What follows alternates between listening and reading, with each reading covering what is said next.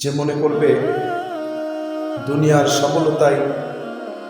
একটা মানুষের সবচাইতে বড় সফলতা, আমি তাকে বলতে চাই তুমি সবচাইতে দুনিয়ার মধ্যে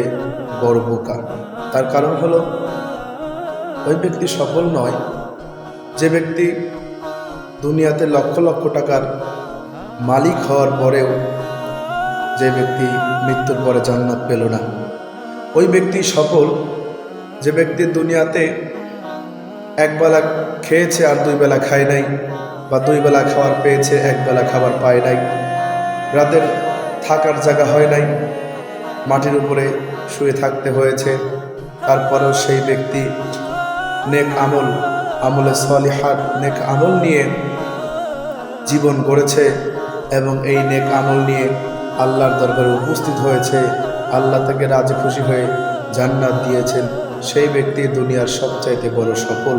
সেই ব্যক্তি দুনিয়ার সবচাইতে বড় সফল ব্যক্তি। আমি যেটা বলতে চাই, এই যে দুনিয়ার সফলতা,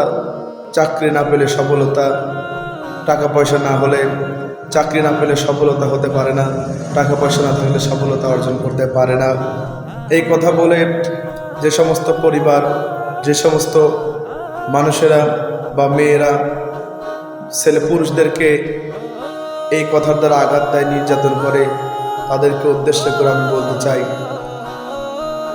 আপনি কখনোই মাদেরকে বলতে চাই, মা আর বাবাদেরকে বলতে চাই, কখনো ছেলেকে আপনি চাইবেন না যে আপনার ছেলে কোটি কোটি টাকার মালিক হোক। কারণ কোটি টাকা, যখন কোনো সন্তান কোটি টাকার মালিক হয়, তখন ওই কোটি টাকার মালিকের সামনে তার বাবা মাকেও নরম মেজাজে থাকতে হয়, মাথা নিচু করে থাকতে হয়। এই জন্য আপনি সবসময় চেষ্টা করবেন আপনার ছেলে কোটি টাকার মালিক হলো কি না হলো সেটা দেখার টাইম নাই, মূলত আপনার ছেলে একজন হক্কানি আলেম হলো নাকি, একজন আল্লাহর শ্রেষ্ঠ বান্দা হতে পারলো নাকি, একজন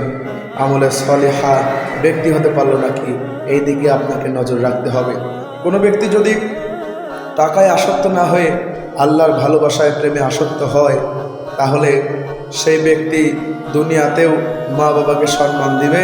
এবং কিয়ামতের দিনেও সেই সন্তানটি মা বাবার জন্য সুপারিশকৃত হয়ে দাঁড়াবে।